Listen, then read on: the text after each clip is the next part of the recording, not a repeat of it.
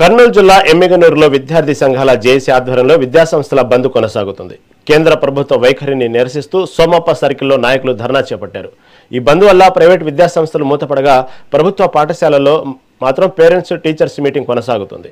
Neat paper లీకేజీకి నైతిక బాధ్యత వహిస్తూ కేంద్ర విద్యాశాఖ మంత్రి ధర్మేంద్ర ప్రధాన్ వెంటనే పదవి నుంచి తొలగించాలని నాయకులు డిమాండ్ చేశారు. అలాగే ఢిల్లీలో విద్యార్థులపై జరిగిన లాఠీ చార్జీని ఖండిస్తూ నిరాహార దీక్ష చేస్తున్న సోనం వాంగ్చుక్ విషయంలో ప్రధాని మోదీ స్పందించాలని స్పష్టం చేశారు.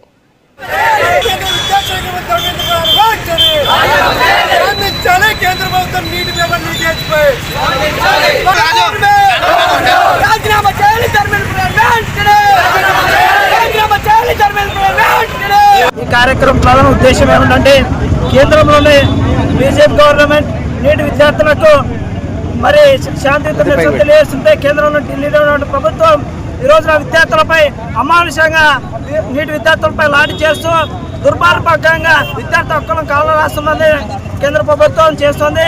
అదేవిధంగా విద్యార్థులు శాంతియుతంగా నిరసన చేస్తున్న క్రమంలో విద్యార్థులకి అనేక సంఘటనలు జరిగినప్పటికీ కేంద్రం ఇంతవరకు కూడా నీటి విద్యార్థులకు బాధ్యత వహించకుండా వారి హక్కులను కాలు రాస్తున్నటువంటి పరిస్థితిని ఈ రోజు నెలకొంది దేశంలో. అదేవిధంగా బీజేపీ గవర్నమెంట్ రావడం నీటి విద్యార్థుల్లో 14 మంది విద్యార్థులు ఈ రోజున నీటి విద్యార్థుల కారణంగా చనిపోవడం జరిగింది. దీనికి ప్రధాన ఉద్దేశంగా కేంద్ర మంత్రి విద్యాశాఖ మంత్రి ధర్మేంద్ర ప్రధాన్ రాజీనామా చేసి కేంద్ర కేబినెట్ నుంచి తొలగించాలని విద్యార్థి సంఘాలు మేము డిమాండ్ చేస్తున్నాం.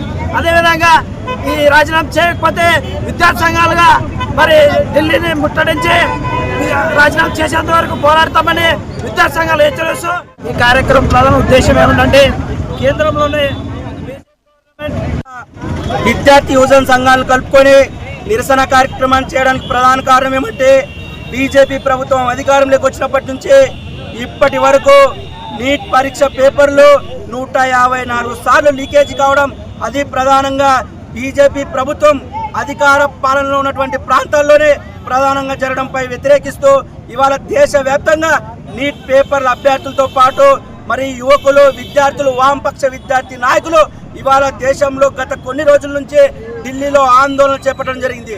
దీనికి సంబంధించి కూడా సోనం వాంగ్చుక్ అనే ఒక శాస్త్రవేత్త, సామాజికవేత్త, ఆయన కూడా విద్యా భవిష్యత్తు ఆశించి విద్యార్థులకు మంచి భవిష్యత్తు అందించాలని చెప్పేసి, ఈ దేశంలో మంచి ఎడ్యుకేషన్ అందించాలని చెప్పేసి మరి ఈ మద్దతు తెలియజేస్తూ సుమారు కొన్ని రోజుల పాటు ఆమర నిరాహార దీక్ష చేస్తే ఆయన దీక్షకు భంగం కలిగించి ఇవాళ అక్రమంగా ఆయనకి ట్రీట్మెంట్ అందివ్వడం జరుగుతుంది.